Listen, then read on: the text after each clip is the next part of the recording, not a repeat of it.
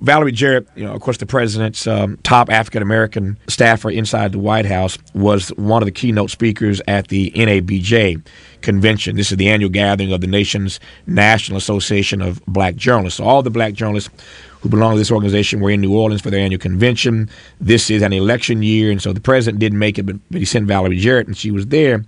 And she did, in fact, say to a room packed full of African-American journalists that the president has genuine love for black people. What's fascinating about that to me, a few things. Number one, that I've never heard the president say that.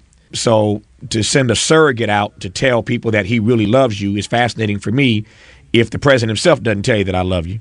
That's like me sending you to tell my mama that I love her. Some folk in the audience really wanted to hear her just talk about issues and talk about the campaign and talk about things that really matter. But she got up and just read down this laundry list of accomplishments.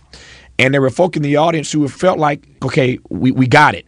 But the presentation didn't really work because it was just a resuscitation of talking points, as if she felt she needed to convince this audience with these talking points that he really had done something, that she had to convince them. And so here comes the phrase of genuine love. It just struck some in the audience, I'm told, that she was really, really, working hard to try to sell this story to an audience of black journalists. What do you make of that? No, I think anytime you have genuine love, though, brother, usually you don't even have to say it because your record already shows it. I tell my mother I love her, but she already knows it because I'll take a bullet for it. And she knows that if the bullet's coming, I'm jumping in the way.